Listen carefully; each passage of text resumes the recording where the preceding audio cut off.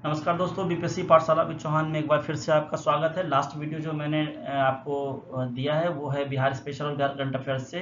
वो बहुत बड़ा वीडियो नहीं था, 10-12 मिनट का था, लेकिन मैंने बस वहाँ पर आपको ये बताना चाहा है कि इस तरह से प्रश्न पूछे जाते हैं। ऐसा बिल्कुल भी नहीं मैं आपको गारंटी या वारंटी दे सकता हूँ कि उसी से प्रश्न आ जाएंगे, ऐसा नहीं होता। आप 1 लाख क्वेश्चन भी पढ़ के जाओगे करंट अफेयर्स का तो शायद वहां से ना आए, ठीक है। लेकिन बिहार स्पेशल जो मैंने बिहार स्पेशल सीरीज पढ़ाई है इस चैनल पे, बीपीएससी पाठशाला विद चौहान पे, ये दावा कर सकता हूं मैं कि वो अगर आपने पढ़ा है अच्छे से, इस चैनल पे सारे प्लेलिस्ट उसके देखे हैं, तो वहां जो ऑब्जेक्टिव का मैंने कराया है प्रिपरेशन, आपको वहां से प्रश्न 100% आएंगे, चाहे वो कोई भी एग्जाम दे आप बिहार का, ठीक है। तो आज जो वीडियो जिस पर हम चर्चा करने वाले हैं टॉपिक पे, वो है 100 का दम। मैंने नाम इसलिए रखा है कि मॉडर्न हिस्ट्री के मैंने सारे टॉपिक कवर किए हैं, पूरा सिलेबस आप गो थ्रू हो जाओगे। क्वेश्चन का लेवल भी अच्छा खासा है। मैंने पीपीटी को सिंपल रखा है क्योंकि यहाँ पर मैं पढ़ने की बात करता हूँ, मुझे ज़्यादा तामझाम करना नहीं आता और आपको ज़रूरत भी नहीं है उसकी। आपको बस कंटेंट चाहिए, मैं कंटेंट प्रोवाइड कराऊंगा, आपका एग्जाम निकल जाएगा। यही मेरा ध्येय है, यही आपका भी लक्ष्य होना चाहिए। तो अब हम बात करेंगे 100 मॉडर्न इंडियन हिस्ट्री के एमसीक्यूज की, जिसमें पूरा सिलेबस कवर करेंगे। मैंने मॉडर्न इंडियन हिस्ट्री पूरा syllabus topic wise total 29 videos में डाल दिया है। उस पर अपने चैनल पे बीपीएससी पाठशाला विद चौहान पे, वहां से भी आप जाके देख सकते हो। वहां भी हर वीडियो के साथ ऑब्जेक्टिव्स हैं, सिर्फ ऑब्जेक्टिव भी देख लोगे लास्ट में जाके तो भी आपका काम बन जाएगा। लेकिन आप अगर कंटेंट देखोगे तो आपकी मेंस की भी तैयारी हो जाएगी, इस बात की गारंटी है। तो चलिए समय नहीं गवाते हैं, बाकी बातें बाद में करेंगे, पहले ये कंप्लीट करते हैं। मैं थोड़ा तेज बोलूंगा क्योंकि अगर मैं तेज नहीं बोलूंगा तो ये घंटे से ज़्यादा का वीडियो हो जाएगा, फिर आप बोर हो जाओगे। तो आपको बोर भी नहीं होना है, आपको तेजी से सुनना है, रिपीटेड सुनना है चीज़ों को, और फिर आपको रेडी होना है एग्जाम के लिए जो आने वाला है। चलिए, तो पहला प्रश्न है, निम्नलिखित कथनों पर विचार कीजिए। दूसरी बात दोस्तों मैं बोलना चाहूंगा कि मैंने स्लाइड बहुत ही सिंपल रखा है, और कोई भी कंटेंट अगर आपको लगता है कि मैंने गलत कर दिया है, तो गलतियां हो जाती हैं क्योंकि बहुत सारे सोर्स से मैं बनाता हूं ऑब्जेक्टिव्स को। तो अगर आपको लगता है कि कहीं गलती है तो प्लीज कमेंट में लिखिए, उसका स्वागत है, मैं उसको सुधारूंगा और कोशिश करूंगा जो अगला वीडियो आए उसमें मैं एक भूल सुधार का टैब ऐड करूंगा साथ में एक स्लाइड, और वहां पर उसके बारे में सही से जानकारी आपको दे दूंगा। तो गलतियां हो जाती हैं, सबसे होती है, मेरे से भी हो सकती है, लेकिन फिर भी 99% जो कंटेंट है वो आपको सही मिलेगा। चलिए आगे चलते हैं। तो पहला प्रश्न है, पुर्तगालियों ने भारत में काटज प्रणाली शुरू की, लागू की थी। डचों ने भारत में अपना पहला कारखाना पुलिकट में स्थापित किया था, और अंग्रेजों ने अपना पहला कारखाना सूरत में स्थापित किया था। प्रश्न है कि उपरोक्त कथनों में से कौन सा सही है या कौन से सही हैं, ठीक है। तो यहाँ पे जो है आंसर है 1 और 3, मतलब कि ये हुआ कि ये पुर्तगालियों ने काटाज प्रणाली शुरू करी थी, जो आपको पढ़ाया हुआ है मैंने, वैसे मॉडर्न में आप पीछे जाओगे तो ये प्रणाली थी जो वो काटाज देते थे और फिर वो जहाजों का आदान प्रदान होता था, वो टैक्स टाइप का कुछ था, कागज था। और डचों ने पहला कारखाना पुलिकट में, ये गलत हो जाएगा। तो मैंने जो है यहाँ पे डिटेल थोड़ा सा दे दिया है। कथन एक सही है, काटा समुद्री पास प्रणाली पुर्तगालियों द्वारा लागू की गई थी, ताकि आपको याद रह जाए इसलिए मैंने ये दिया है नीचे में। कथन 2 गलत है, क्योंकि डचों का पहला कारखाना भारत में मछलीपट्टनम या मसूलीपट्टनम में 1605 में स्थापित हुआ था। पुलिकट बाद में उनका प्रमुख केंद्र बना था, और यहाँ लिख दिया कि पुलिकट में पहला कारखाना था, कंफ्यूज करने के लिए, ठीक है। और कथन 3 सही है, क्योंकि अंग्रेजों का पहला कारखाना सूरत 1613 में स्थापित हुआ था।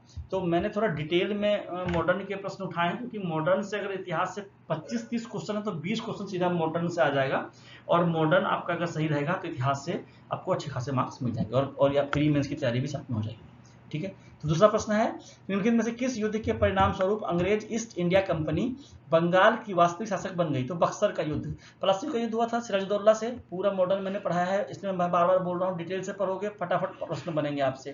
प्लासी का युद्ध 1757 में हुआ था, सिराजुद्दौला हारा था। फिर बक्सर की लड़ाई हुई 1767 में, जिसमें शाह आलम आया और आपका अवध का नवाब आया, है ना, उधर से भी एक आया। तो ये सब मिलके एक साथ हार जाते हैं। तो उसके बाद बोलता है वहां पे अंग्रेज सिपा सलार कि अब पूरे कब्जा हो गया हमारा देश पे। तो यहाँ पे है कि ईस्ट इंडिया कंपनी बंगाल की शासक वास्तविक रूप से कब बन गई? तो बक्सर के युद्ध के बाद बन गई, ठीक है। फिर वो मीर जाफर वाली बात आ जाएगी, पढ़ाया है मैंने, आप जाके देखना वीडियो में। प्लासी ने अंग्रेजों को राजनीतिक हस्तक्षेप का अवसर दिया, ठीक है। बक्सर के युद्ध में अंग्रेजों ने मीर कासिम सिराजुद्दौला और शाह आलम द्वितीय को हराया, ये तीनों को हरा दिया। शाह आलम द्वितीय अंग्रेज हो गया, मीर कासिम हो गया बंगाल का गवर्नर, उस बंगाल का जो नवाब था उस समय सूरजउद्दौला अवध का था। इसके बाद 1765 में इलाहाबाद की संधि के माध्यम से कंपनी को बंगाल, बिहार और उड़ीसा की दीवानी प्राप्त हो गई। यही अंग्रेजी शासन की वास्तविक शुरुआत थी। इसलिए जब प्रश्न आता है कि किस युद्ध के परिणाम स्वरूप अंग्रेजी ईस्ट इंडिया कंपनी बंगाल की वास्तविक शासक बन गई, तो वह है बक्सर का युद्ध, ना कि वांडीवास, ना कि पलासी, ना ही श्रीरंगपट्टनम। ठीक है, अब आगे चलते हैं। अगला प्रश्न है, निम्नलिखित युग्मों पर विचार कीजिए, कौन सा सही सुमेलित है, या कितने सही सुमेलित, ध्यान दीजिए कौन सा नहीं है, कितने सही सुमेलित है, 1 2 3 4, है ना। तो अब इसमें देखिए, पुर्तगाल के साथ इसने कोचीन दिया है, तो ये सही है। प्रथम फैक्ट्री डच मछलीपट्टनम, पीछे पढ़ा स्लाइड में सही है। अंग्रेज सूरत सही है, लेकिन फ्रांसीसियों का पहला कारखाना सूरत था, पांडिचेरी बाद में उनका प्रमुख मुख्यालय बना, और यहाँ पे दे दिया कि पांडिचेरी प्रथम फैक्ट्री था। तो तीनों सही हैं, तो केवल 3 होगा, चौथा सही नहीं है, तो सभी 4 नहीं होगा, ये इसका आंसर है। अब है, यदि प्लासी के युद्ध में सिराजदौल्ला विजयी होते तो निम्नलिखित में से कौन सा परिणाम सबसे कम संभावित होता। ये प्रश्न यूपीएससी लेवल का है, बीपीएससी में से प्रश्न नहीं पूछे जाते हैं, लेकिन मैं आपको बता दूं, जिस तरह से स्टैंडर्ड हाई हो रहा है सारे पीसीएस का, इस तरह से ही आपको तैयारी करनी पड़ेगी, तभी फायदा होगा। तो ये बोलना चाह रहा है, अगर सिराजदौल्ला जीत जाता, सिराजदौल्ला हार गया तो क्या हुआ सबको पता है, लेकिन प्रश्न बोलता है कि प्लासी के युद्ध में अगर सिराजदौल्ला जीत जाता तो फिर परिणाम सबसे कम संभावित कौन सा होता, मतलब परिणाम क्या होता वो अलग है, सबसे कम क्या होता। तो इसका आंसर है बंगाल में अंग्रेजों का राजनीतिक प्रभुत्व स्थापित होना, क्योंकि सिराजदौल्ला जो था वो बंगाल का ही तो गवर्नर था, वो था आपका नवाब था। तो अगर ये जीतता तो राजनीतिक प्रभुत्व स्थापित नहीं होता, तो ये वाला हो गया गलत। लेकिन अगर वो जीतता तो अंग्रेजों का राजनीतिक प्रभुत्व स्थापित नहीं हो पाता। ठीक है, फ्रांसीसी प्रभाव बढ़ सकता था, बिल्कुल बढ़ता, क्योंकि अंग्रेज हारते और फ्रांसीसी सिराजदौल्ला की हेल्प कहीं ना कहीं कर रहे थे, तो उनका प्रभाव बढ़ता। अंग्रेजों की वास्तविक गतिविधियां सीमित हो सकती थी और भारतीय शासक यूरोपीय शक्तियों में संतुलन बनाए रखते। तो जो प्लासी की लड़ाई में सिराजदौल्ला हारते हैं 1757 में, मैंने प्लासी की लड़ाई बहुत डिटेल से पढ़ाया है, उसको पढ़िएगा, उसके वजह से ही हम धीरे धीरे गुलामी की ओर बढ़ते हैं। ये प्रश्न बहुत ही इंपॉर्टेंट है। अगला है, निम्नलिखित घटनाओं को कालानुक्रमिक क्रम में व्यवस्थित कीजिए, मतलब कौन सी घटना कब घटी, अगर आपको याद रहेगा तभी कर पाओगे। आंसर है 1 2 3 4। क्यों है, 1757 में प्लासी का युद्ध हुआ, 64 में बक्सर का, 65 में इलाहाबाद की संधि बक्सर के बाद ही हुई थी, और 73 में रोटिंग एक्ट आया था। ठीक है, तो अगर आपको ये पता है तो आप इसको आराम से आंसर दे दोगे। ठीक है, अब है प्रश्न है, अस्थाई बंदोबस्त परमानेंट सेटलमेंट के अंतर्गत जमींदारों को भूमि का स्वामी माना गया। दूसरा है, इस व्यवस्था में भू राजस्व की दर अस्थायी रूप से निश्चित कर दी गई। और तीसरा स्टेटमेंट है, यह व्यवस्था सर्वप्रथम मद्रास प्रेसिडेंसी में लागू की गई। अब हमें देखना है कि इनमें से कौन से कथन सही हैं। आपको प्रश्न के इस पोर्शन पे जरूर ध्यान देना है, अगर आप यहाँ ध्यान नहीं दोगे कुछ ना कुछ गलत करके आओगे जानते हुए प्रश्न को। ठीक है, तो ये सही है, ये सही है, ये गलत है। क्यों, क्योंकि जब अस्थाई बंदोबस्त 1793 में आई थी, लॉर्ड कॉर्नवालिस लेके आया था, तो बंगाल, बिहार और उड़ीसा में लागू हुई थी, मद्रास में नहीं। और यहाँ पे लिख दिया है मद्रास प्रेसिडेंसी में लागू की गई। देखिए ये जो लास्ट वाला है, ये मैंने इसलिए डाला है ताकि आपको पूरी तरह से वो डिटेल जानकारी मिल जाए। अगर आपने कभी नहीं भी पढ़ा है तो भी आपका प्रश्न ये वाला गलत नहीं होगा। ठीक है, आगे चलते हैं। निम्नलिखित में से किस भू राजस्व व्यवस्था में सरकार का प्रत्यक्ष संबंध कृषक रैयत से होता था। तो रैयत मतलब रैयतवारी, किसानों को रैयत बोलते थे, अभी भी बोलते हैं कई जगहों पे। ठीक है, रैयतवारी व्यवस्था में सरकार सीधे किसान से कर वसूलती थी। इसे थॉमस मुनरो एवं रीड ने मद्रास में लागू किया। जमींदार की कोई भूमिका नहीं थी। यहाँ पे थोड़ा सा डाउट है, थॉमस मुनरो जो थे वो मुख्य रूप से मुझे लग रहा है, एक बार मैं से क्रॉस चेक कर लूंगा, इनका नाम तो आता है और हो सकता है ये लागू भी किए हो, लेकिन कंफ्यूजन थोड़ा सा, मैं इसको डिटेल में देख लूंगा, फिर भी आप यहाँ पे यही याद रखिए। जमींदारों की भूमिका नहीं थी, क्योंकि जमींदारी प्रथा ये नहीं थी। ठीक है, अब है इसमें दूसरा है कि उत्तर मिलान कीजिए। तो ये बोल रहा है स्थायी बंदोबस्त कॉर्नवालिस, बिल्कुल सही। रैयतवारी थॉमस मुंडो, बिल्कुल सही। Mahalwari Holt Mackenzie. तो इस तरह से आपको अगर याद है तो आप ए का 2, बी का 3, सी का 1 बना लोगे। ठीक है, ए का 2, बी का 3, सी का 1, ऐसे बना लोगे आप। ठीक है, अगला निम्नलिखित में से महालवारी व्यवस्था की विशेषता क्या थी। तो यहां देखना है कि कौन से कथन सही हैं। तो आंसर है तीनों कथन सही हैं। मैं थोड़ा डिटेल में इसमें जा रहा हूं, आपको बस ध्यान से सुनना है। गांव मतलब महाल एक राजस्व की इकाई थी, तो भूमि का स्वामित्व पूरे गांव महाल को माना गया।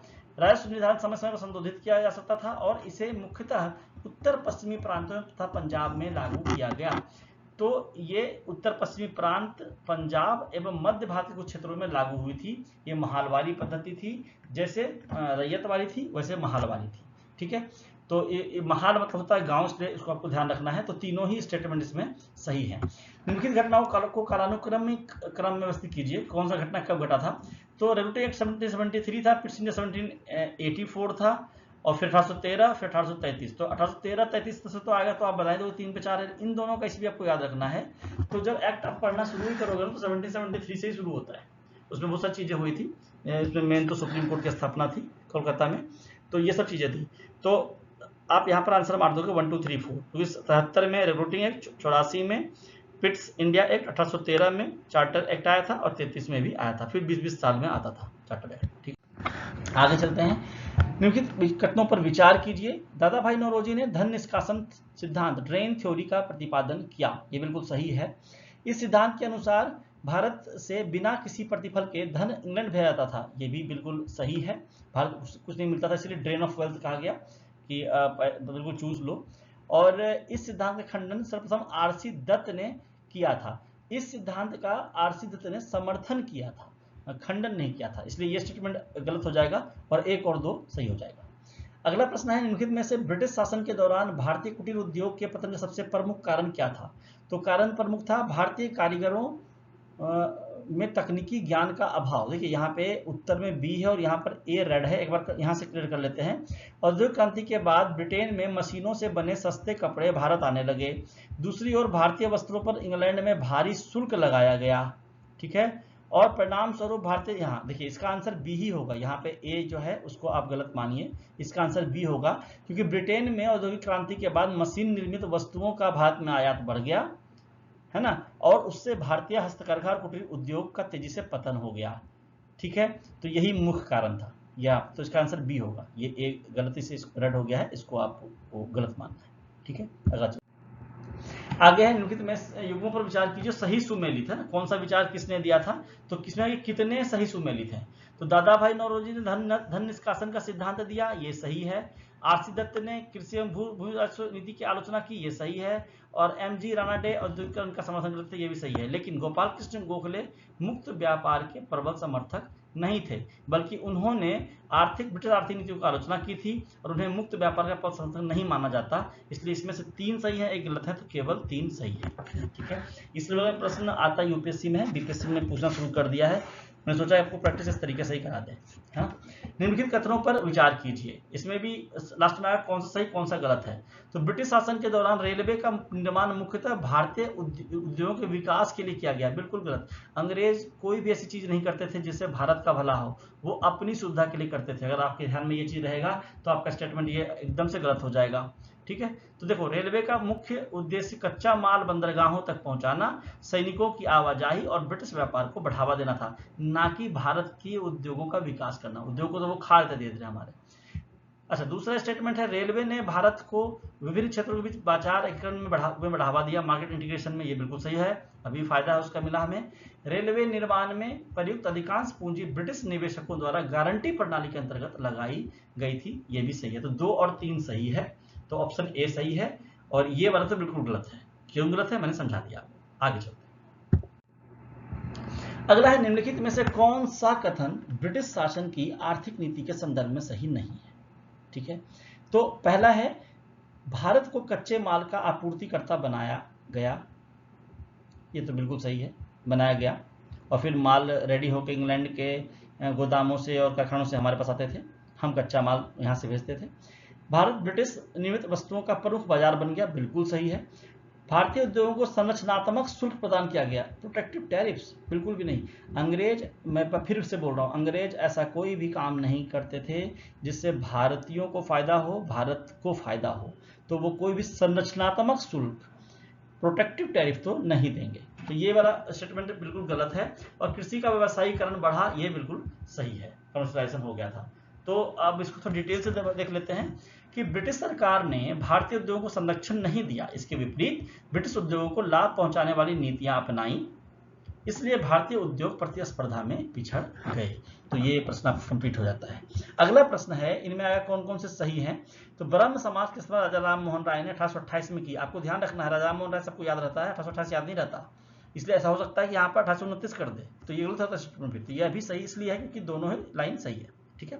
ब्रह्म समाज ने मूर्ति पूजा एवं जाति प्रथा का विरोध किया, बिल्कुल सही है। ब्रह्म समाज वेदों की अपौरुषेयता को पूर्णतः स्वीकार करता था, ये स्टेटमेंट गलत है। तो 1 और 2 दोनों सही हैं, और मेरे ख्याल से ये जो है ना वेदों वाली बात, ये आर्य समाज में आएगी बाद में। तो ये तीसरा गलत है, ब्रह्म समाज ने वेदों को अंतिम एवं त्रुटिहीन प्रमाण नहीं माना है, आर्य समाज ने माना है। ठीक है, दयानंद सरस्वती वाले ने, डीएवी वाले ने। ठीक है, आगे है आपका निम्नलिखित में से किस सुधार आंदोलन का मुख्य उद्देश्य वेदों की ओर लौटो था। देखिए आ गया, तो वेदों वाली बात आ गई, तो आर्य समाज आ गया। अब इसके बारे में जान लीजिए। आर्य समाज की स्थापना स्वामी दयानंद सरस्वती ने की थी, 1875 में की थी, और ब्रह्म समाज 1828 में, काफी पहले। ठीक है, इसका मूल मंत्र था वेदों की ओर लौटो, और प्रमुख ग्रंथ था दयानंद सरस्वती का सत्यार्थ प्रकाश। देखिए मैंने मॉडर्न इंडियन हिस्ट्री में पढ़ाते समय जो भी पुनर्जागरण वगैरह सब कुछ पढ़ा है, आपको उसमें आप जाओगे तो आपको सारे समाज अलग अलग बहुत मैंने डिटेल से पढ़ाया है, मैंने बहुत मेहनत करी है उसमें, आप एक बार जाके जरूर देखिएगा वीडियो। तो आर्य समाज के बारे में जितनी डिटेलिंग और जितने प्रश्न आ सकते हैं ना, वो सारी डिटेल मैंने वहाँ पे डाले हैं, और ऑब्जेक्ट्स भी डाले हैं, तो आप एक बार जाके वहाँ पे देख लीजिएगा। ठीक है, दूसरा प्रश्न निम्नलिखित का सही मिलान कीजिए। तो रामकृष्ण मिशन जो है वो स्वामी विवेकानंद थे। ठीक है, theosophical society Annie Besant, Bharat में प्रमुख नेतृत्व किया था, और अलीगढ़ आंदोलन सर सैयद अहमद खान। तो उत्तर उसका 1 हो जाएगा, 1 का 2, बी का 1 और सी का 3। ठीक है, अब है ईश्वरचंद्र विद्यासागर ने विधवा पुनर्विवाह का समर्थन किया। कौन कौन से कथन सही हैं, ये ध्यान रखना है। ये सही है, उनकी पहल पर हिंदू विधवा पुनर्विवाह अधिनियम 1856 पारित हुआ, ये भी सही है। उन्होंने बाल विवाह का समर्थन किया, ये गलत है, उन्होंने बाल विवाह का भी विरोध ही किया था। जो ईश्वरचंद्र विद्यासागर थे वो बाल विवाह के विरोधी थे तथा महिला शिक्षा के समर्थक थे। ठीक है, और चूंकि महिला शिक्षा समर्थक थे तो उन्होंने विधवा पुनर्विवाह की बात भी की थी। तो ये चीजें आपको याद रखनी है। निम्नलिखित में से कौन सा सही सुमेलित नहीं है। तो देखिए यहाँ पे गलत है, रामकृष्ण मिशन परमहंस। जो रामकृष्ण परमहंस थे वो स्वामी विवेकानंद के गुरु थे, स्वामी विवेकानंद ने उनको अपना गुरु माना था, और उन्हीं के नाम पर रामकृष्ण मिशन की स्थापना की गई थी। और जो स्थापना करी थी रामकृष्ण मिशन की, वो स्वामी विवेकानंद ने करी थी, ना कि रामकृष्ण परमहंस ने। तो आर्य समाज दयानंद सरस्वती, ये सही है। ब्रह्म समाज राम मोहन राय, सही है। सत्यशोधक समाज ज्योतिबा फुले, सही है। लेकिन रामकृष्ण मिशन रामकृष्ण परमहंस ना होके स्वामी विवेकानंद होंगे। ठीक है, 1897, ये इसमें भी पूछता कभी कभी, ये भी ध्यान रखिएगा। अगला प्रश्न है कि इन कथनों पर विचार कीजिए, कौन कौन से क्वेश्चन सही हैं, कौन कौन से पॉइंट सही हैं। तो 1857 का विद्रोह सर्वप्रथम मेरठ से प्रारंभ हुआ, बिल्कुल सही। आपको मैंने इसके बारे में डिटेल से पढ़ाया हुआ है 1857 वाले वीडियो में, आप देख लीजिएगा। मंगल पांडे ने बैरकपुर छावनी में अंग्रेज अधिकारियों के विरुद्ध विद्रोह किया, और मेरठ का विद्रोह 10 मई 1857 को प्रारंभ हुआ। ये तीनों ही कथन सही हैं। मंगल पांडे का विद्रोह 1857 की भूमिका माना जाता है, जबकि व्यापक विद्रोह की शुरुआत मेरठ से मानी जाती है। ठीक है, तीनों ही सही है। निम्नलिखित नेताओं में से किसका सही मिलान नहीं है। अच्छा, ये वो चीज है कि 1857 में किसने कहां से विरोध किया था, मैंने ये भी वीडियो में बनाया हुआ है, पीछे देखिएगा, यहाँ पे आप इसको रिवीजन कर लीजिए। तो मिलान सही कौन सा नहीं है, तो तात्या टोपे झांसी, झांसी से तात्या टोपे नहीं थे, रानी लक्ष्मीबाई थी। जो तात्या टोपे थे वो कालपी ग्वालियर से थे। ठीक है, तो नाना साहब कानपुर से थे, बिल्कुल सही। बेगम हजरत महल लखनऊ से, बिल्कुल सही। और खान बहादुर खां बरेली, ये भी सही। तात्या टोपे झांसी ना होकर कालपी ग्वालियर। झांसी से कौन थे, रानी लक्ष्मीबाई, झांसी की रानी। अगला है निम्नलिखित कारणों में से 1857 के विद्रोह का तात्कालिक कारण कौन सा था। तो एनफील्ड राइफल के चर्बी युक्त कारतूस। यद्यपि विद्रोह के पीछे अनेक राजनीतिक, आर्थिक, सामाजिक और धार्मिक कारण थे, परंतु एनफील्ड राइफल के चर्बी युक्त कारतूस वह तात्कालिक कारण था जिसने विद्रोह को भड़का दिया। मैंने वीडियो में ये पढ़ाया है 1857 वाले में कौन कौन से कारण थे, और ये जो आप देख रहे हो पॉइंट्स, राजनीतिक, आर्थिक, सामाजिक, सबको मैंने अलग अलग डील किया है, अच्छे समझाया है, जाके देखिए जरूर। दूसरी बात, एनफील्ड राइफल में ऐसा माना गया, ऐसी अवधारणा आई सामने कि सुगर और गाय की चर्बी यूज हो रही है, तो हिंदू और मुसलमान दोनों के लिए ये खराब था। गाय हिंदुओं के लिए धार्मिक महत्व की थी और सुअर को जो मुसलमान है वो तुच्छ समझते हैं। तो अगर उस राइफल को गोली चलाने से पहले गोली थी उसकी वो दांत से चर्बी चाक से काटना पड़ता था, तब वो रेडी होती थी चलने के लिए या राइफल में उसको लगाने के लिए। तो वो दांत से मतलब मुंह में अपने गाय या सुअर की चर्बी लेनी, तो इस वजह से ये विद्रोह का तत्कालिक कारण बना था। ठीक है, तो ये इसका आंसर है।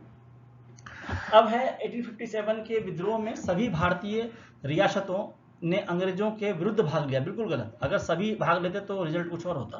पंजाब के अधिकांश शासकों ने अंग्रेजों का साथ दिया, ये सही है, क्योंकि पहला स्टेटमेंट ही आपको इसके साथ जोड़ देता है। और गोरखा सैनिकों ने भी अंग्रेजों की सहायता की, ये भी सही है। तो कौन से सही है? तो 2 और 3 सही है, और सभी ने भाग लिया ये है गलत। कथन एक गलत है। अनेक रियासतें जैसे हैदराबाद, ग्वालियर के सिंधिया, पटियाला गया पंजाब अंग्रेजों के पक्ष में रही। 1857 की असफलता के कारणों में भारतीय रियासतों का विभाजित रवैया अत्यंत महत्वपूर्ण था। अगर सारे एक होते, पूरा देश एक होता तो रिजल्ट और होता। अब 25वां प्रश्न है, 1857 के विद्रोह के परिणाम स्वरूप निम्नलिखित में से कौन से परिवर्तन हुए? तो इसमें हमें देखना है कि कौन कौन से कथन सही है। ठीक है, तो ईस्ट इंडिया कंपनी का शासन समाप्त कर दिया गया, बिल्कुल सही। 1858 का वो आ गया चार्टर एक्ट। उसके बाद भारत का शासन सीधे क्राउन के अधीन चला गया, 1858 के एक्ट के तहत ही गया। गवर्नर जनरल को वायसराय की उपाधि दी गई, 1858 का एक्ट ही बोल रहा है ये भी। और भारतीय सेना के संगठन में व्यापक परिवर्तन हुए। क्या किया गया था कि अब भारतीय सेना में जो सेना था उसमें भारतीय सैनिकों की जो संख्या है वो 20% कर दी गई। अगर 80 अंग्रेज होंगे तो 20 जो है वो भारत वाले होंगे। ठीक है, ताकि विद्रोह हो तो आसानी से कुछ रह सके। तो अब ये 1857 के बाद क्या हुआ डिटेल्स जान लीजिए, चारों सही तो है ही। 1858 के भारत शासन अधिनियम द्वारा ईस्ट इंडिया कंपनी का शासन समाप्त हुआ, शासन ब्रिटिश क्राउन के अधीन चला गया। लॉर्ड कैनिंग पहले वायसराय बने, गवर्नर जनरल से वायसराय बन गए। सेना का पुनर्गठन किया गया तथा डिवाइड एंड रूल नीति को और व्यवस्थित रूप से अपनाया गया। अगला प्रश्न है जिसमें हमें कथन सही को चुनना है। तो संथाल विद्रोह 1855 से 56 का प्रमुख कारण महाजनों, जमींदारों एवं अंग्रेजी प्रशासन का शोषण था। मैं आगे बताऊंगा इसमें क्या है। ये बिल्कुल सही है। इस विद्रोह का नेतृत्व, संथाल विद्रोह का नेतृत्व सिद्धू कान्हू ने किया। ठीक है, संथाल विद्रोह के बाद ब्रिटिश सरकार ने संथाल परगना को एक पृथक प्रशासनिक इकाई के रूप में संगठित किया।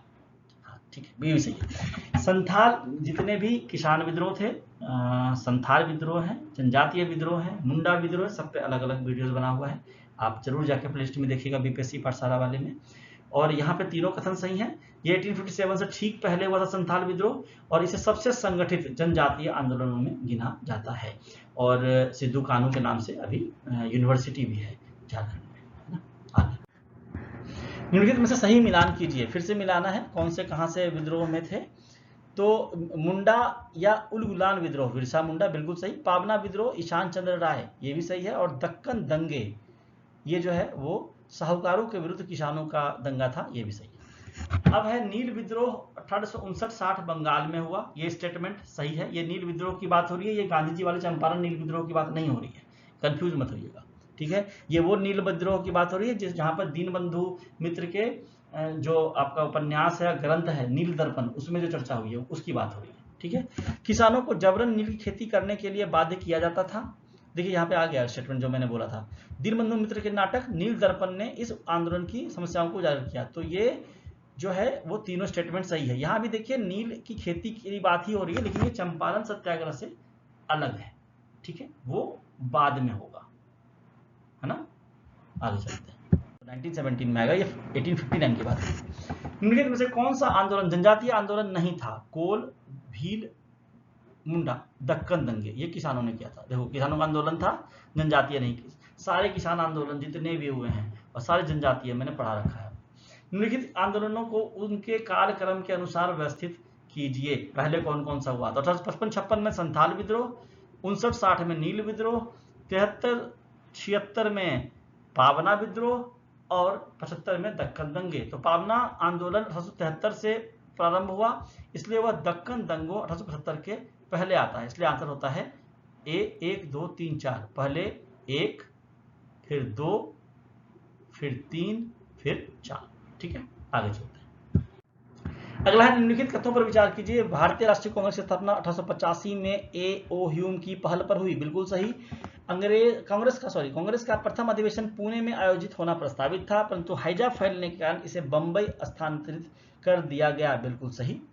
सरस्वती विद्यालय कोई नाम था, वहां पे हुआ था, मैंने डिटेल पढ़ाया हुआ है। कांग्रेस के प्रथम अध्यक्ष डब्ल्यू.सी. बनर्जी थे। बिल्कुल सही। जो तीनों कथन सही है, आंसर 1, 2, 3 है। ठीक है, डी है आंसर। प्रथम अधिवेशन में 72 प्रतिनिधियों ने भाग लिया था, और मैं आपको बता दूं उस समय आवाजाही का यातायात का साधन ज्यादा अच्छा नहीं था बिहार से, इसलिए बिहार के किसी भी प्रतिनिधि ने इसमें भाग नहीं लिया था। जब दूसरा होता है कलकत्ता में, तो चूंकि बिहार से कलकत्ता सटा हुआ है तो वहां भाग लेते हैं, बिहार से लोग जाते हैं। इन 72 में बिहार से कोई भी नहीं था। अब निम्नलिखित में से कौन सा उद्देश्य प्रारंभिक कांग्रेस का नहीं था, मॉडरेट्स का नहीं था? ठीक है, तो सशस्त्र क्रांति द्वारा लड़ाई वाली बात जो होती थी, जो उग्र विचारधारा वाले थे मॉडरेट्स, वो जो था करते थे, है ना। लेकिन जो प्रारंभिक जो थे जो कांग्रेसी, जो कि उदारवादी विचारधारा वाले थे, उनका था कि प्रेयर करेंगे, याचिका डालेंगे, प्रार्थना करेंगे, है ना। मतलब प्रेयर, पिटीशन, प्रोटेस्ट, याचिका, प्रार्थना और प्रतिवेदन, ये करेंगे। तो प्रशासन में भारतीयों की अधिक भागीदारी, ये था। संवैधानिक सुधारों की मांग, ये भी था। और विधायी परिषदों का विस्तार भी था, लेकिन सशस्त्र क्रांति नहीं थी। तो उदारवादी नेताओं, जो मॉडरेट्स थे, उनका विश्वास संवैधानिक एवं शांतिपूर्ण तरीकों में था। वे याचिका, प्रार्थना और प्रतिवेदन, प्रेयर, पिटीशन एंड प्रोटेस्ट की नीति अपनाते थे।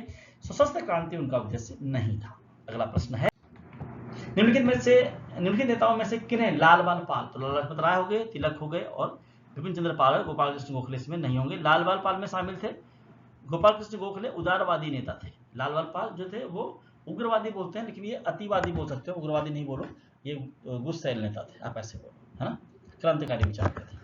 अब अगला प्रश्न है कि निम्नलिखित कथनों पर विचार कीजिए, कौन से सही है वो बताना है। तो प्रारंभिक राष्ट्रवादी ब्रिटिश शासन को पूर्णतः हानिकारक मानते थे, ऐसा नहीं है। प्रारंभिक राष्ट्रवादी नेताओं का विश्वास था कि ब्रिटिश शासन में सुधार संभव है। उन्होंने भारत के आर्थिक शोषण को उजागर किया, जैसे दादा भाई नौरोजी ने किया, ये बिल्कुल सही है। और उन्होंने भारतीयों में राष्ट्रीय चेतना विकसित करने में महत्वपूर्ण भूमिका निभाई, बिल्कुल सही। उदारवादियों का ये काम ही था, राष्ट्रीय चेतना जगाना। ठीक है, तो दादा भाई नौरोजी की बात आती है यहाँ पे, आरसी दत्त की बात आती है, आर्थिक शोषण की आलोचना की थी, और राष्ट्रीय चेतना का विकास में इनकी भूमिका अत्यंत महत्वपूर्ण थी। किनकी? प्रारंभिक राष्ट्रवादियों की। ठीक है, तो इसमें प्रश्न में 2 और 3 कथन सही है, और पहला कथन गलत है। अब है निम्नलिखित कांग्रेस अधिवेशनों का कार्यक्रम के अनुसार सही क्रम चुनिए। तो पहला अधिवेशन बंबई, ठीक है, दूसरा कोलकाता, सही है, तीसरा बनारस, ठीक है, और चौथा सूरत, ठीक है। तो चौथा सूरत ये नहीं है, हर साल हो रहा था, तो ये ईस्वी वाइज वैसे देख लीजिए कि प्रथम जो है अधिवेशन 1985 में बंबई में हुआ था, दूसरा कलकत्ता में हुआ था, अध्यक्ष थे रहमतुल्लाह सयानी, वंदे मातरम का प्रथम गायन गाया गया था गाना। 1905 में बनारस में हुआ था, अध्यक्ष गोपाल कृष्ण गोखले थे, 1907 में सूरत में हुआ था, कांग्रेस का विभाजन इसी में हुआ था, गरम गरम नरंदन में। लाल बाल पाल वाली बात इसी में आती है। ठीक है, तो प्रश्न होता है 1 है आंसर, क्योंकि ये क्रम से ऐसे आता है। तो 85 ये हो गया, तो बाकी के भी सामने लिखे हुए हैं, वहां लिख के आपको नहीं आएंगे, इसलिए यहाँ लिखा हुआ है। ठीक है, निम्नलिखित कथनों का पर विचार कीजिए, कौन कौन से सही हैं। बंगाल का विभाजन 1905 में लॉर्ड कर्जन द्वारा किया गया था, बिल्कुल सही है। विभाजन का घोषित उद्देश्य प्रशासनिक सुविधा था, ये घोषित उद्देश्य था, वास्तविक नहीं। ठीक है, ये भी सही है। भारतीय राष्ट्रवादियों ने इसे फूट डालो और राज करो की नीति का हिस्सा माना, ये भी सही है। सही है, बंगाल विभाजन 16 अक्टूबर 1905 को लॉर्ड कर्जन ने किया था, सरकार ने इसे प्रशासनिक सुविधा का उपाय बताया था, षड्यंत्र था, और राष्ट्रवादियों ने इसे हिंदू मुस्लिम विभाजन की नीति माना था, बिल्कुल सही। पूर्वी बंगाल को अलग किया था पश्चिमी बंगाल से, पूर्वी बंगाल में मुसलमानों की संख्या ज्यादा थी। ठीक है, स्वदेशी आंदोलन के संदर्भ में निम्नलिखित कथनों पर विचार कीजिए, कौन कौन सा कथन सही है उसकी बात करते हैं। तो स्वदेशी का अर्थ केवल विदेशी वस्तुओं का बहिष्कार था, नहीं। स्वदेशी का अर्थ केवल बहिष्कार नहीं था, उसका अर्थ था स्वदेशी वस्तुओं का उपयोग, राष्ट्रीय शिक्षा, स्वावलंबन और स्वदेशी उद्योगों का विकास, ये सब शामिल थे। तो पहला जो स्टेटमेंट है वो बिल्कुल गलत है, सिर्फ विदेशी वस्त्रों का बहिष्कार तक सीमित नहीं था, है ना। राष्ट्रीय शिक्षा आंदोलन स्वदेशी आंदोलन का एक महत्वपूर्ण अंग था, ये सही है। और स्वदेशी आंदोलन के दौरान अनेक भारतीय उद्योगों को प्रोत्साहन मिला, क्यों? क्योंकि लोग कहना शुरू किए स्वदेशी वस्तुओं का उपयोग करो, विदेशियों वस्तुओं का बहिष्कार करो। तो 2 और 3 कथन सही है, तो ये 20 का आंसर होगा। अब है निम्नलिखित का सही मिलान कीजिए, तीनों का नाम आ जाता है। तो बाल गंगाधर तिलक को लोकमान्य कहते हैं, लाजपत राय को पंजाब केसरी बोलते हैं, बिपिन चंद्र पाल को बंगाल का शेर बोलते हैं। इस तरह से आप इसको मैच कर लीजिए। अगला है 1907 में सूरत अधिवेशन के संबंध में निम्नलिखित कथनों पर विचार कीजिए, कौन सा कथन सही है। अध्यक्षता की थी रास बिहारी बोस ने, सही है। इस अधिवेशन में कांग्रेस उदारवादी और उग्रवादी गुटों में विभाजित हो गई, ये भी सही है। उग्रवादी शब्द आपको मेंस में यूज नहीं करना है, अतिवादी यूज कर सकते हैं, है ना। गरम दल नरम दल बोलिएगा, वहां पे उग्रवादी वर्ड यूज मत कीजिएगा, ठीक है। और ये बाल गंगाधर तिलक इस अधिवेशन के अध्यक्ष निर्वाचित हुए थे, ये गलत है क्योंकि यहाँ पर पहला ही लाइन है रास बिहारी बोस थे, तो एक ही साथ तो स्टेटमेंट सही नहीं हो सकता, तो आंसर एक है। तिलक अध्यक्ष नहीं बने थे, अध्यक्ष पद को लेकर ही विवाद हुआ था, इसलिए दोनों अलग अलग हुए थे, ठीक है। और कई सारे कारण थे, चलिए मैंने पढ़ाया है सूरत अधिवेशन आपको वहां जाके वीडियो में ध्यान से देखिएगा उसको। निम्नलिखित घटनाओं को कालानुक्रमिक क्रम में व्यवस्थित कीजिए, कब कब घटा। तो पहले आप इसवी जान लीजिए, 1905 में बनारस में कौन सा अधिवेशन हुआ था, 1905 में ही 16 अक्टूबर को बंगाल विभाजन लागू हुआ था। 1907 में सूरत अधिवेशन हुआ था, 1909 में मार्लियामेंटो सुधार, 1905 में बनारस अधिवेशन बंगाल विभाजन लागू होने से पहले आयोजित हुआ था। तो आंसर हो जाएगा 2, ये पहले हो गया, फिर 1, फिर 3, फिर 4, इस तरह से, ठीक है। ये मैं पढ़ा चुका हूँ। निम्नलिखित घटनाओं पर विचार कीजिए। पहला है अनुशीलन समिति का गठन बंगाल में हुआ था, यह बिल्कुल सही है। युगांतर समूह का संबंध क्रांतिकारी गतिविधियों से था, सही है। और अनुशीलन समिति और युगांतर दोनों का उद्देश्य सशस्त्र क्रांति के माध्यम से ब्रिटिश शासन का अंत करना था।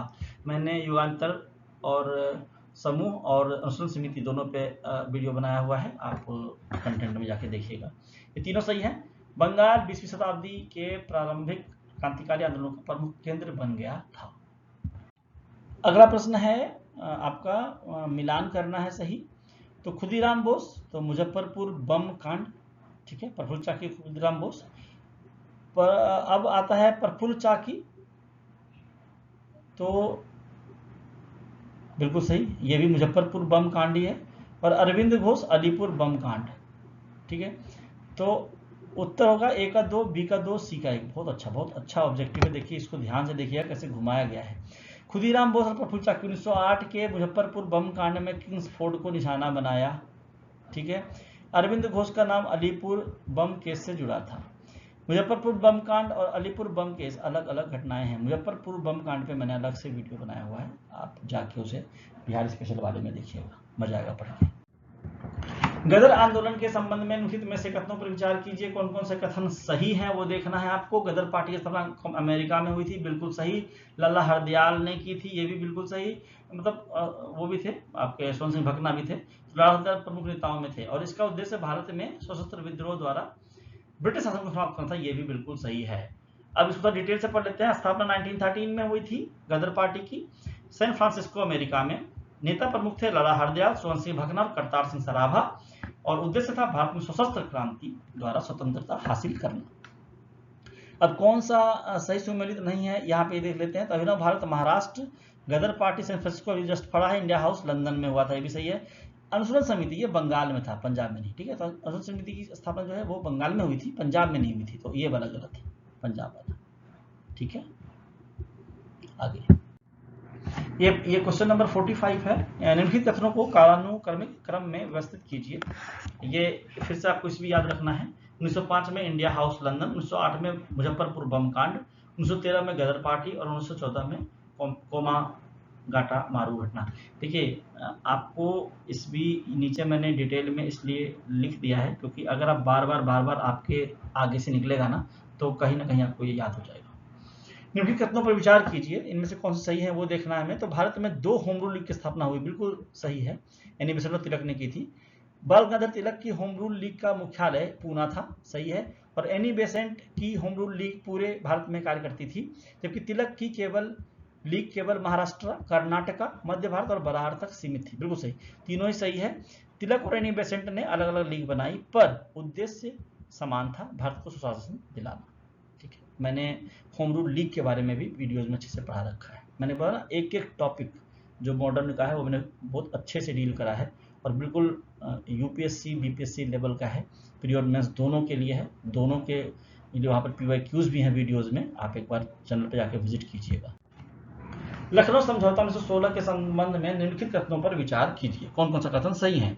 यह भारतीय राष्ट्रीय कांग्रेस और मुस्लिम लीग के बीच हुआ था, सही है। कांग्रेस ने मुस्लिमों से के लिए पृथक निर्वाचन को स्वीकार कर लिया। और इस समझौते के तहत या उसके समय कांग्रेस के अध्यक्ष अंबिका चरण मजूमदार थे। तो 1, 2, 3 तीनों सही है। अगला प्रश्न है, सही मिलान कीजिए। तो तिलक जो थे होम लीग पुणे से, Annie Besant home league Madras से पूरे देश में, और मोहम्मद अली जिन्ना लखनऊ समझौता, ये तीनों 1, 2, 3 सही है। क्वेश्चन नंबर 49 है, प्रथम विश्व युद्ध 1914 टू 1918 के भारतीय राष्ट्रीय आंदोलन पर प्रभाव के संबंध में निम्नलिखित कथनों पर विचार कीजिए।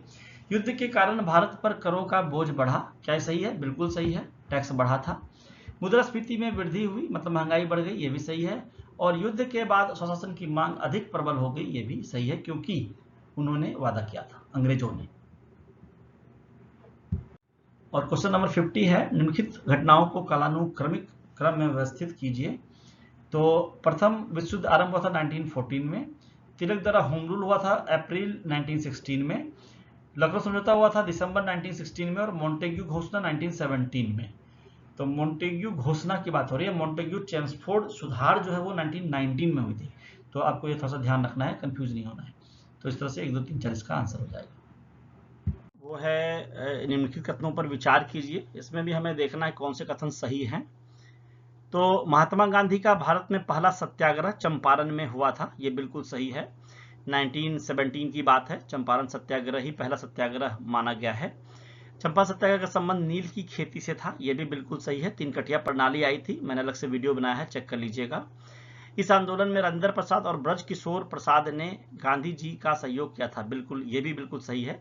और राजेंद्र प्रसाद तो थे ही, ब्रज किशोर प्रसाद भी थे, तो ये तीनों ही स्टेटमेंट सही है। तो 1917 का चंपारण सत्याग्रह गांधी जी का भारत में पहला सत्याग्रह था, सफल सत्याग्रह था।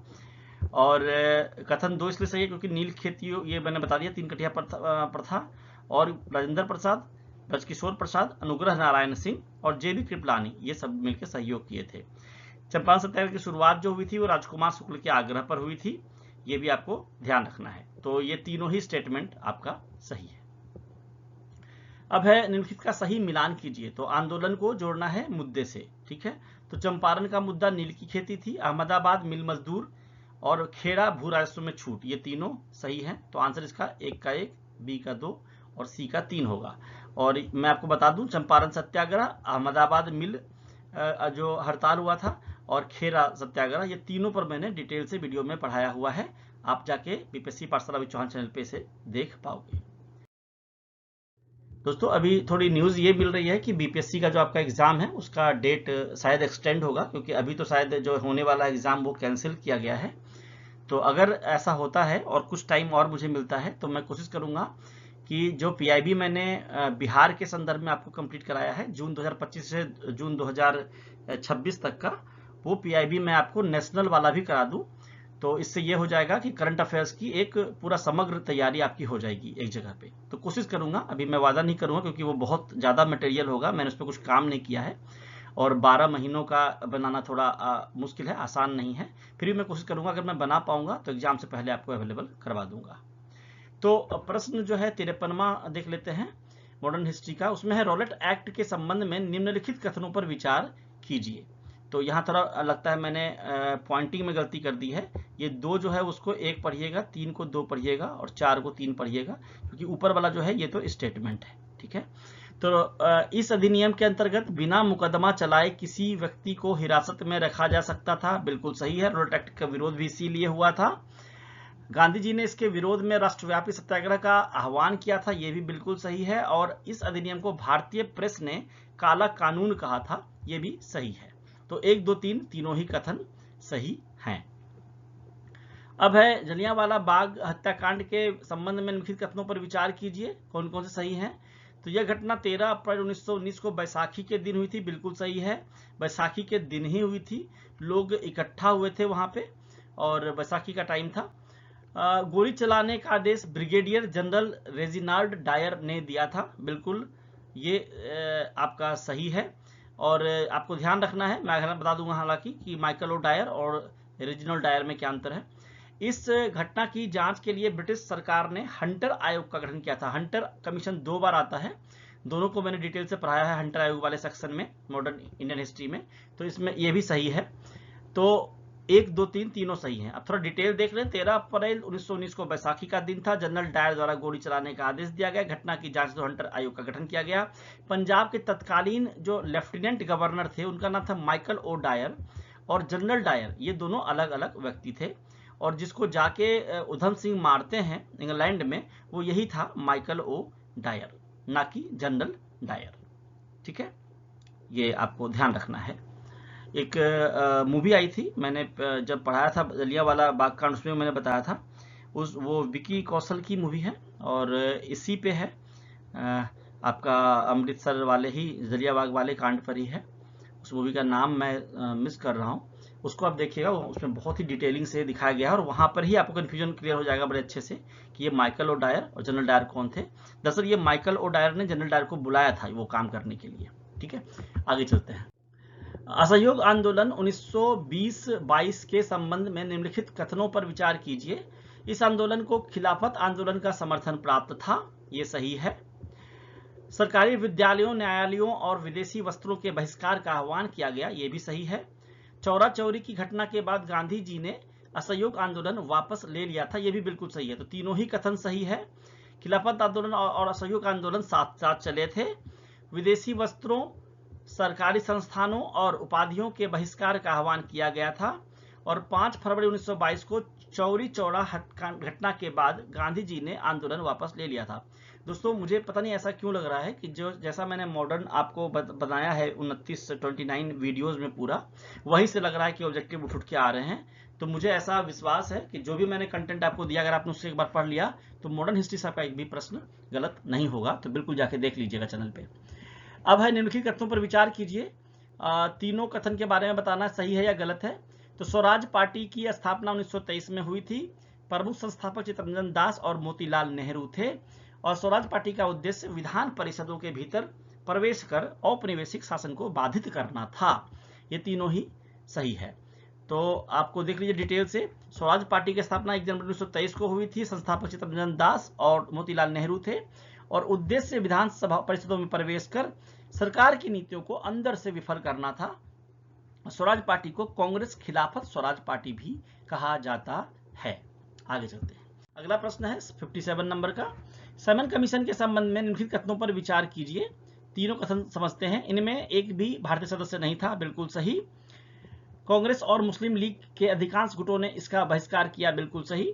और लाहौर में इसके विरोध के दौरान लाला लाजपत राय घायल हुए थे लाठीचार्ज में, ये भी सही है, उनकी मृत्यु हो गई थी। फिर भगत सिंह वाली घटना आती है सामने, सॉन्डर्स की हत्या वाली। तो ये सभी 7 सदस्य इसके ब्रिटिश थे। कांग्रेस तथा मुस्लिम लीग के अधिकांश गुटों ने इसका विरोध किया था, और 30 अक्टूबर 1928 को लाहौर में लाठीचार्ज में लाला लाजपत राय घायल हुए और बाद में उनका निधन हुआ। जिन्ना के नेतृत्व वाला मुस्लिम लीग का गुट भी साइमन कमीशन के विरोध में था, जबकि सफी गुट ने समर्थन किया था। ठीक है, अब है जिन्ना वाला गुट जो था वो विरोध में था, सफी गुट ने समर्थन किया था, ये ध्यान रखिएगा।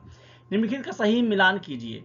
तो नेहरू रिपोर्ट मोतीलाल नेहरू से संबंधित है। साइमन कमीशन जॉन साइमन इसके अध्यक्ष थे, और बारडोली सत्याग्रह संबंध वल्लभ भाई पटेल से था, और बारडोली सत्याग्रह के दौरान ही महिलाओं ने वल्लभ भाई पटेल को सरदार की उपाधि दी थी। आगे चलते हैं।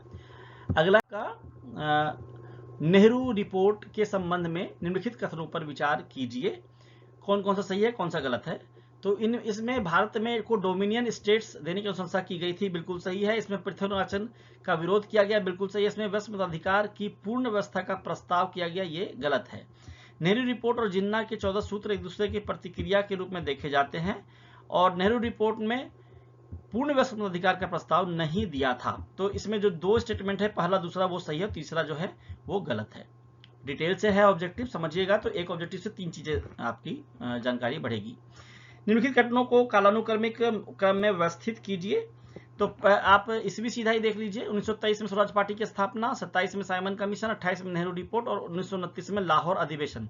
आप इसको अरेंज करोगे 1 2 3 4 में अरेंज हो जाएगा। ठीक है, लाहौर अधिवेशन के अध्यक्ष कौन थे?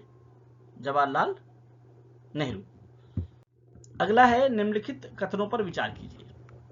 सविनय अवज्ञा आंदोलन की शुरुआत दांडी मार्च से हुई। दांडी मार्च 12 मार्च 1930 को साबरमती आश्रम से प्रारंभ हुआ, और 6 अप्रैल को 1930 को नमक कानून तोड़ा गया दांडी पहुंचकर। ये तीनों ही बिल्कुल सही हैं।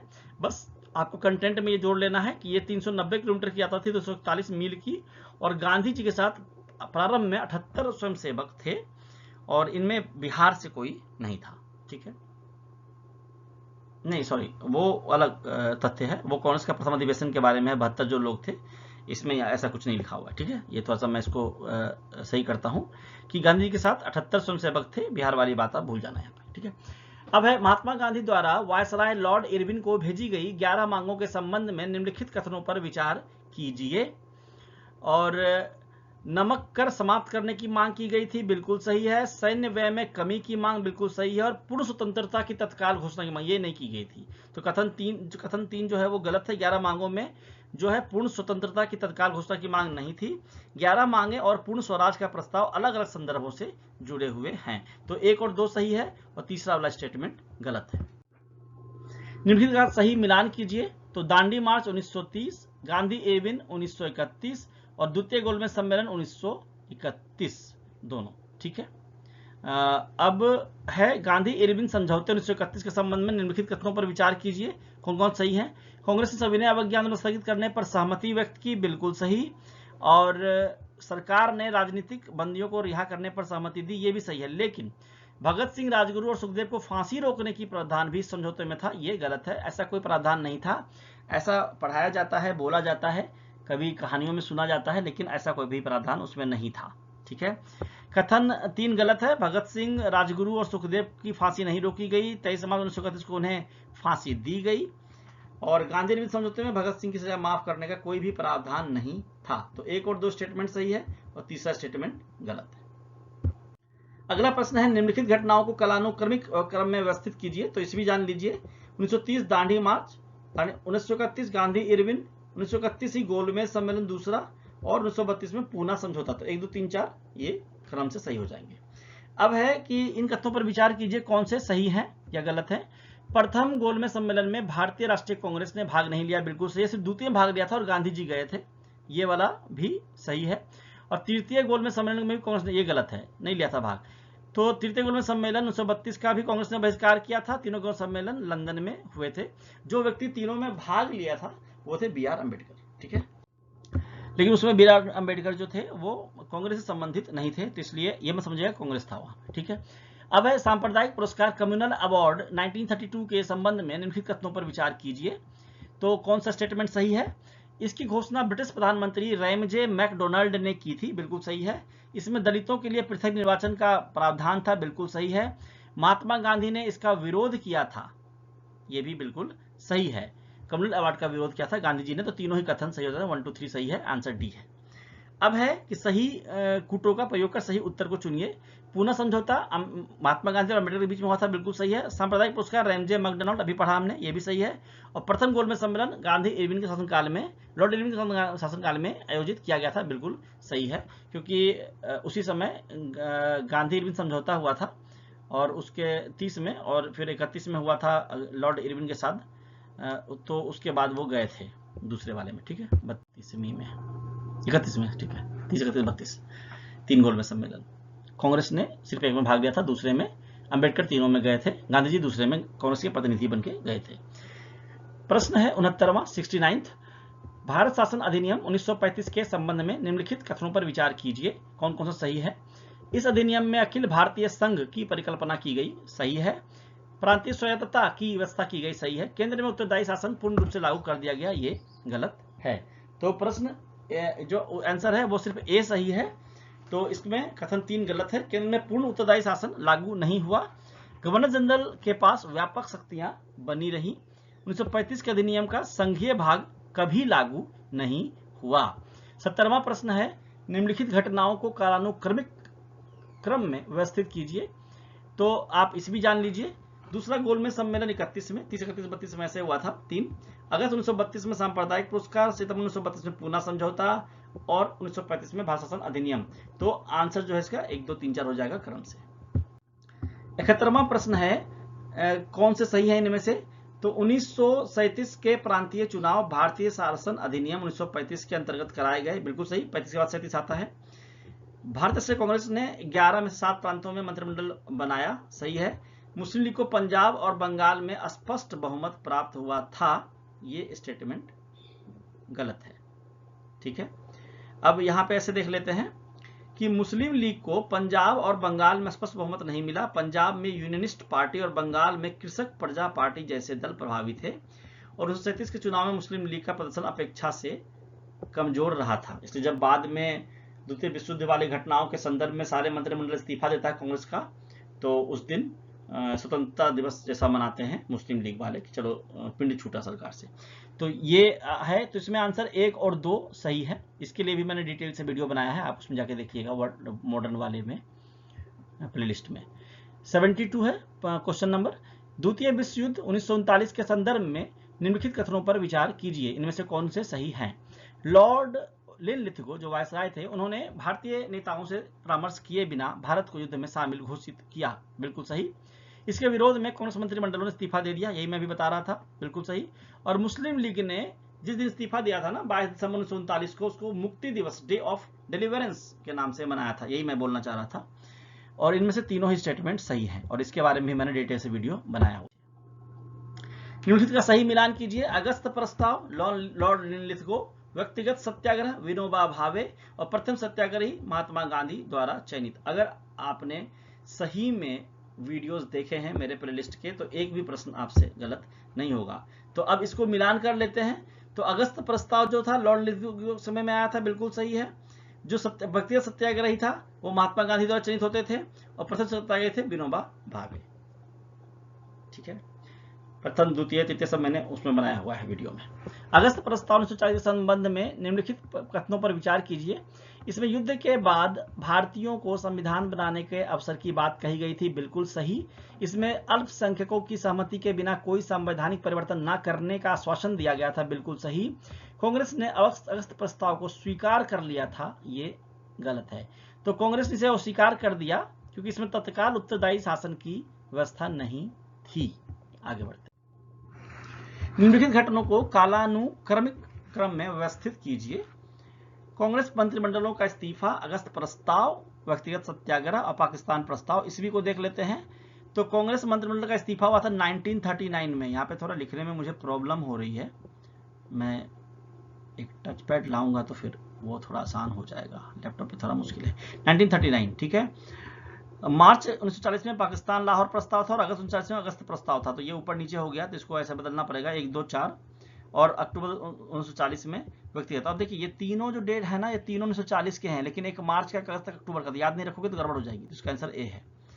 अब एक क्रिप्स मिशन के बारे में कौन कौन से कथन सही है। क्रिप्स मिशन 1942 में भारत आया था, ये सही है। इस मिशन का उद्देश्य द्वितीय विश्व युद्ध में भारतीयों का सहयोग प्राप्त करना था, बिल्कुल सही है। इस मिशन ने युद्ध के तुरंत बाद भारत को पूर्ण स्वतंत्रता देने का प्रस्ताव रखा था, ये गलत है। डोमिनियन स्टेट्स की बात की गई थी। चलिए डिटेल से पढ़ लेते हैं। प्रस्ताव डोमिनियन स्टेट्स और संविधान सभा का था, तत्काल पूर्ण स्वतंत्रता का नहीं था। अगला प्रश्न है भारत छोड़ो आंदोलन से 1942 के संबंध में निम्नलिखित कथनों पर विचार कीजिए। यह आंदोलन 8 अगस्त 1942 को बंबई में अखिल भारतीय कांग्रेस समिति द्वारा पारित प्रस्ताव के बाद प्रारंभ हुआ, बिल्कुल सही। गांधी जी ने इस अवसर पर करो या मरो का नारा दिया, बिल्कुल सही। आंदोलन प्रारंभ होते ही कांग्रेस के शीर्ष नेताओं को गिरफ्तार कर लिया गया, बिल्कुल सही। इस पर वीडियो बहुत अच्छे से बनाया है मैंने। और अगर ऐसा प्रश्न आता है कि भाषा आंदोलन के नेतृत्वकर्ता कौन थे, तो जनता स्वतः नेतृत्व कर रही थी, क्योंकि सारे बड़े नेता जेल चले गए थे। जेपी नारायण किसी तरह से भाग निकले थे। अब है निम्नलिखित का सही मिलान कीजिए। तो क्रिप्स मिशन, स्ट्रेटफोर्ड क्रिप्स थे अध्यक्ष, ठीक है। आजाद हिंद फौज का पुनर्गठन सुभाष चंद्र बोस और वेबल योजना लॉर्ड वेबल, तीनों ही सही है। तो एक ए का 1, 2 का बी और बी का 2 और सी का 3, ये सही है, ये वाला ऑप्शन सही है। अब है आपका आजाद हिंद फौज के संबंध में ही निम्नलिखित कथनों पर विचार कीजिए। इसकी स्थापना सर्वप्रथम कैप्टन मोहन सिंह ने की थी, बिल्कुल सही। बाद में सुभाष चंद्र बोस ने पुनर्गठन किया, बिल्कुल सही। और झांसी रेजिमेंट की कमान कैप्टन लक्ष्मी सहगल के हाथों में थी, ये भी सही है। तो 1, 2, 3 तीनों ही स्टेटमेंट सही है। अब है कि कालानुक्रम है। तो क्रिप्स मिशन मार्च 1942, अगस्त 1942 में भारत छोड़ो आंदोलन, अक्टूबर 1943 में आजाद हिंद सरकार की स्थापना और जून जुलाई 1945 में शिमला सम्मेलन वेबल योजना। तो 1, 2, 3, 4 एक तरह से आया गया ऐसे, तो ये चारों सही है 1, 2, 3, 4 के क्रम में। अगला प्रश्न है कैबिनेट मिशन 1946 में भारत आया था। इसमें 3 ब्रिटिश मंत्रियों को शामिल किया गया था। ये दोनों ही स्टेटमेंट सही है। इस मिशन ने भारत का विभाजन का स्पष्ट समर्थन किया, ये गलत है। तो क्यों गलत है? क्योंकि मिशन ने भारत की एकता बनाए रखने का प्रयास किया था, ना कि विभाजन का। इसने विभाजन का समर्थन नहीं किया। कैबिनेट मिशन योजना संघीय भारत फेडरल यूनियन के पक्ष में थी, विभाजन के नहीं। तो जो ऑप्शन 1 है वो सही है, जिसमें 1 और 2 सही है, तीसरा गलत है। अब कैबिनेट मिशन से ही दूसरा प्रश्न है, इस योजना के संबंध में कौन सा कथन सही है? संविधान सभा गठन का प्रस्ताव इस योजना में किया गया, बिल्कुल सही। प्रांतों को 3 समूहों ABC में विभाजित करने का प्रस्ताव था, बिल्कुल सही। केंद्र को केवल रक्षा, विदेश नीति और संचार विषय दिए जाने का प्रस्ताव था, यह भी बिल्कुल सही है। आंसर है डी, 1, 2, 3 तीनों स्टेटमेंट सही है। दोस्तों, जब आप ऑब्जेक्टिव पढ़ रहे हो ना, तो थोड़ा ध्यान से 2-3 बार पढ़ लेना, क्योंकि मुझे लग रहा है कि प्रश्न यहाँ से आपको आने वाले हैं। मैं जब प्रश्न आएगा तो मैं आपको दिखाऊंगा कि कैसे प्रश्न आए हैं। निम्नलिखित में से सही मिलान कीजिए। Cabinet mission Lord Pethick Lawrence, ये उसके अध्यक्ष थे। अंतरिम सरकार के अध्यक्ष या प्रधानमंत्री जवाहरलाल नेहरू थे। और माउंटबेटन योजना लॉर्ड माउंटबेटन, ये तो कॉमन सा है। तो ये तीनों 1, 2, 3 सही है, तो आंसर है इसका ए। भारतीय स्वतंत्रता अधिनियम 1947 के संबंध में निम्नलिखित कथनों पर विचार कीजिए। तो इसके द्वारा भारत और पाकिस्तान 2 स्वतंत्र डोमिनियन बनाए गए, बिल्कुल सही। ब्रिटिश संसद की विधायी सर्वोच्चता समाप्त कर दी गई, बिल्कुल सही। भारत के गवर्नर जनरल को ब्रिटिश संसद के प्रति उत्तरदायी बनाया गया, ऐसा कुछ भी नहीं था, ये गलत हो जाता है। तो 1 और 2 आंसर है। तो गवर्नर जनरल संबंधित डोमिनियन के सरकार की सलाह पर कार्य करता था, ब्रिटिश संसद के लिए प्रति उत्तरदायी नहीं था। यहाँ के जो गवर्नर जनरल बने स्वतंत्र भारत के पहले भारतीय, वो बने सी राजागोपालाचारी, और उससे पहले जो थे माउंटबेटन थे। और पाकिस्तान में तो जिन्ना ने कहा कि मैं ही बनूंगा, ठीक है। अगला है, निम्नलिखित घटनाओं को कालानुक्रमिक क्रम में व्यवस्थित कीजिए। हम ईस्वी को देख लेते हैं। मार्च 1946 में कैबिनेट मिशन आया, 2 सितंबर 1946 में अंतरिम सरकार, 3 जून 1947 को माउंटबेटन योजना, और जुलाई 1947 में भारतीय स्वतंत्रता अधिनियम पारित हुआ था। तो इसका जो ऑप्शन है वो आंसर है, वो यहाँ पे ऐसे देखना पड़ेगा कि कैबिनेट मिशन पहले आया मार्च 1946 में, तो 1 सबसे पहले तो 1 आएगा, ठीक है। यहाँ आंसर मैंने डालना भूल गया हूँ, मैं यहाँ पर चेक कर लेता हूँ आंसर।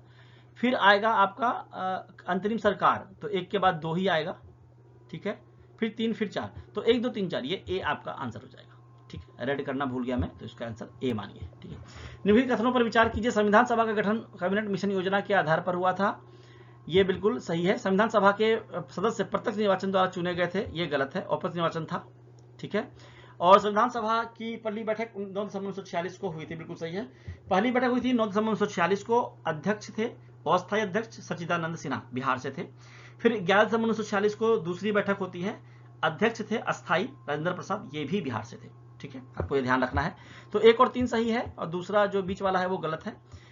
जो सदस्य थे वो प्रांतीय विधानसभाओं द्वारा अप्रत्यक्ष निर्वाचन से चुने गए थे। 10 लाख की जनसंख्या पे एक बंदा मेरे ख्याल से इस तरह से चुना गया था, ठीक। आगे चलते हैं। मिलान करना है हमें। संविधान सभा के अस्थायी अध्यक्ष थे, यही मैंने पढ़ाया अभी आपको, सच्चिदानंद सिन्हा, अस्थायी राजेंद्र प्रसाद, और प्रारूप समिति ड्राफ्टिंग कमेटी के अध्यक्ष थे डॉक्टर भीमराव अंबेडकर, ठीक है, बाबा साहब।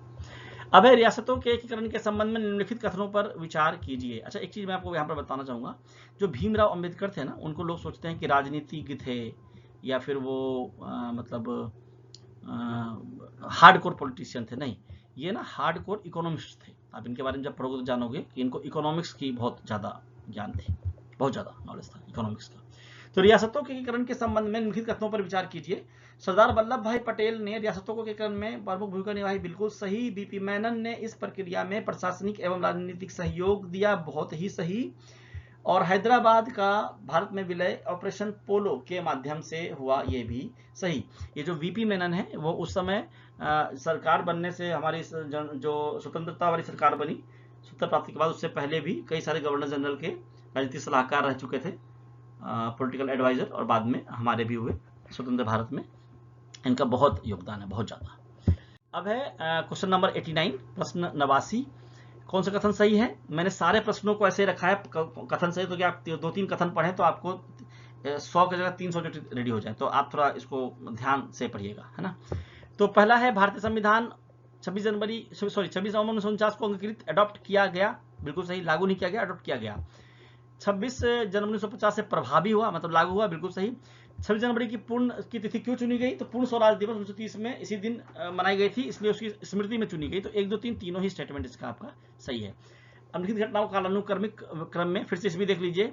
तो तो 9 दिसंबर 1946 को संविधान सभा की पहली बैठक हुई। 15 अगस्त 1947 को भारत स्वतंत्र हुआ।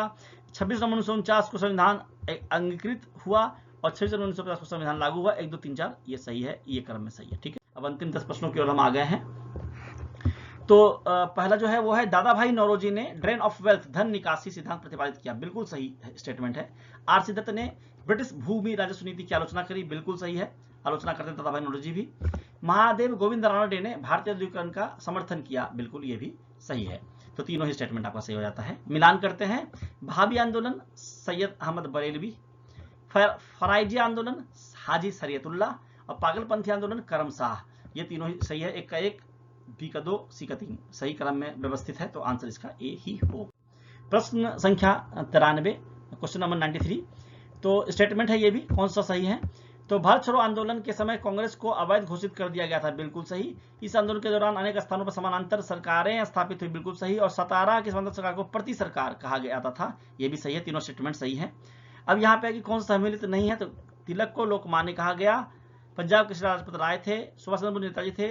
गोपाल नहीं, राष्ट्रपिता कहा गया है बापू को, महात्मा गांधी को, ना कि गोपाल कृष्ण गोखले को। हाँ, गोपाल कृष्ण गोखले महात्मा गांधी के राजनीतिक गुरु थे। जब ये आए थे 1915 में साउथ अफ्रीका से इंडिया में, तो ऐसा कहा जाता है कि गोपाल कृष्ण गोखले ने ही उनको कहा था कि आपको अगर भारत को जानना है, इसकी मिट्टी से जुड़ना है, इसके लोगों से जुड़ना है, तो आप गाँव गाँव की यात्रा करें, पूरे भारत का भ्रमण करें।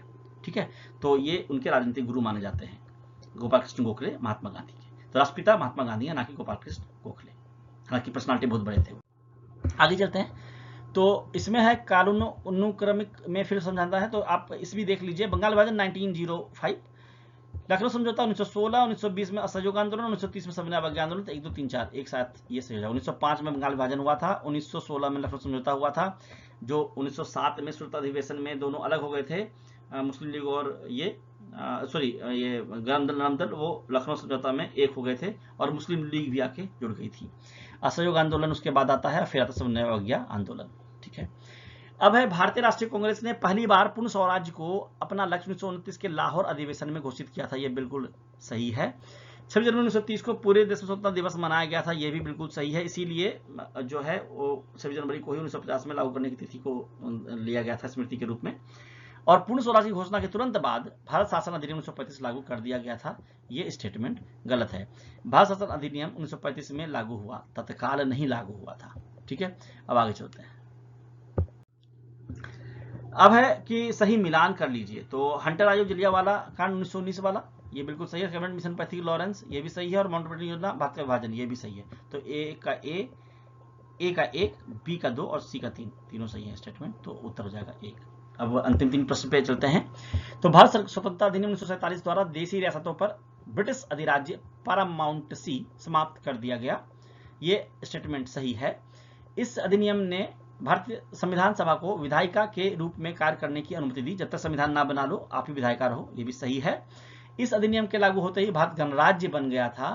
ये गलत है। गणराज्य बना था 26 जनवरी 1950 को। यहाँ देखिए लिखा हुआ था। 1 2 स्टेटमेंट दोनों सही होगा। डिटेल में तीसरा गलत है। क्यों गलत है? भारत 26 जनवरी 1950 को गणराज्य बना था। ठीक है, अब है प्रश्न संख्या 99। कौन सा युग सही सुमेलित नहीं है? बंगाल विभाजन 1905 सही है। लखनऊ समझौता 1916 सही है। भारत छोड़ो आंदोलन 1942 सही है ना। इतना कॉमन क्वेश्चन पूछेगा नहीं, फिर भी आप याद कर लीजिए, ये गलत है। और कम्युनिटी मिशन 1946 में आया था। ठीक है, तो ये हो गया। और लास्ट प्रश्न है आपके इस वीडियो का, वो है निम्नलिखित घटनाओं को कालानुक्रमिक क्रम में व्यवस्थित कीजिए। तो भारत छोड़ो आंदोलन फिर से आ गया 1942, 1943 में आजाद हिंद सरकार की स्थापना, 46 में कैबिनेट मिशन और 47 में स्वतंत्रता। तो 1 2 3 4 क्रम से सही है। दूसरे से मैंने 100 जो है आपको PYQs MCQ जो भी बोलिए करा दिया है मॉडर्न इंडियन हिस्ट्री का, और पूरे सिलेबस आपका कंप्लीट होता है इसमें। 1 घंटे का वीडियो है, 1 घंटे 3-4 मिनट का तो वीडियो है। आप इसको 1 2 3 बार देख लीजिएगा। 100% गारंटी है इससे प्रश्न आपको एग्जाम में आएंगे और सारे प्रश्न मॉडर्न वाले बन जाएंगे। और अगर आपने मेरे मॉडर्न के वीडियोस को देख लिया प्लेलिस्ट में जाके, तब तो आप समझो मेंस के लिए भी रेडी हो। ठीक है, अगले वीडियो में हम सिलेबस को आगे बढ़ाएंगे और प्राचीन भारतीय इतिहास की बात करेंगे। साथ ही जुलाई माह से नेशनल और बिहार स्टेट PIB की सीरीज भी शुरू होगी। तो जब हम अगला जब आएगा अगस्त का महीना, तो उसमें हम आपको जुलाई का दे देंगे PIB पटना और PIB नेशनल दोनों के वीडियोस दे देंगे 1-1 महीने के। और ऐसा चलता रहेगा, एग्जाम जब तक होता रहेगा ये चलता रहेगा। और अभी जो जहाँ तक खबर आ रही है कि BPSC का एग्जाम थोड़ा टला है, तो अगर मुझे टाइम मिला और कुछ दिन टाइम मिला, 10-15 दिन लगेंगे उसको बनाने में, तो अगर 15-20 दिन का टाइम मिला तो हम आपको इसी चैनल पे बीपीएससी पाठशाला विद चौहान पे ही जो मैंने बिहार का पीआईबी कंप्लीट किया लास्ट 1 ईयर का, मैं नेशनल पीआईबी भी लास्ट 1 ईयर का आपको पढ़ा दूंगा और ऑब्जेक्टिव फॉर्म में भी पढ़ा दूंगा और सब्जेक्टिव भी पढ़ा दूंगा, ताकि आपकी तैयारी करंट अफेयर्स की पूरी तरह से हो जाए। अभी मैंने जो आपको पढ़ाया है वो मॉडर्न हिस्ट्री तो बिल्कुल कंप्लीट कर दिया है, तो मांग चलिए 20 प्रश्न यहाँ से आएंगे, बिहार स्पेशल से 15-20 प्रश्न आ जाएंगे आपको, तो 40 हो जाएंगे और 10 बिहार का करंट अफेयर्स तो आएगा, तो 50 प्रश्न तो मैंने आपके तैयार कर दिए हैं। अगर आपने सिर्फ इन चीज़ों पर भी फोकस किया तो 50 प्रश्न कहीं नहीं गए। बाकी आपको पता है कि आपको 30-40 नंबर और लाने हैं और आपका रिजल्ट हो जाएगा प्री का। तो अगर मैं सफल होता हूं पढ़ाने में आपको इस एग्जाम के लिए 72वीं के लिए खासकर, अगर मैं नेशनल पीआईबी पढ़ा देता हूं, तो फिर आप ये समझो कि आपके फिर 60-65 प्रश्न तैयार हो जाएंगे टोटल। ठीक है, तो दोस्तों बीपीएससी पाठशाला विद चौहान चैनल का नाम है। इस चैनल पे आपको BPSC, other PCS, UPSC, SSC और बिहार में बीपीएससी या बीएसएससी द्वारा लिए गए सारे एग्जाम्स की तैयारी, जो जीएस बेस्ड एग्जाम है उसकी प्री और मेंस की तैयारी एक साथ करवाती है एक ही चैनल पे, बिल्कुल फ्री। वीडियोस थोड़े थोड़े टाइम पे आ रहे हैं, क्योंकि मैं खुद भी वर्किंग हूँ और मुझे थोड़ा टाइम निकालना पड़ता है आप लोग के लिए, तो मैं रात में ही वीडियो बना पाता हूँ ऑफिस आवर के बाद, तो थोड़ा टाइम लग जाता है, लेकिन वीडियो आते रहेंगे और मैं पूरा सिलेबस कंप्लीट करूंगा आपको पीसीएस का और जीएस का, प्री मेंस का, और आपको इसके लिए कहीं भी जाने की जरूरत नहीं पड़ेगी। तो बीपीएससी पाठशाला विद चौहान की आपसे गुजारिश है कि आप चैनल पर जुड़े रहिएगा और दोस्तों और फैमिली और जो आपके विद्यार्थी हैं, जो आपके फ्रेंड हैं, उनको आप चैनल को सब्सक्राइब करने के लिए प्रोत्साहित कीजिए। आप भी सब्सक्राइब कीजिए, लाइक कीजिए चैनल को। वीडियो में कुछ भी अगर आपको लगता है कुछ गलत बता दिया गया है या मेरे से कोई मिस्टेक हुई है, तो कृपया आप उसी वीडियो में जाके कमेंट सेक्शन में उसको लिखिए, मैं उसे सुधारूंगा नेक्स्ट वीडियो में और आपको सही जानकारी प्रदान करूंगा। तो दोस्तों, अंत तक बने रहने के लिए आपका बहुत बहुत धन्यवाद। इंपॉर्टेंट वीडियो था ये, अगले वीडियो में फिर मिलेंगे, तब तक के लिए बहुत बहुत धन्यवाद। पढ़ते रहिए, मस्त रहिए।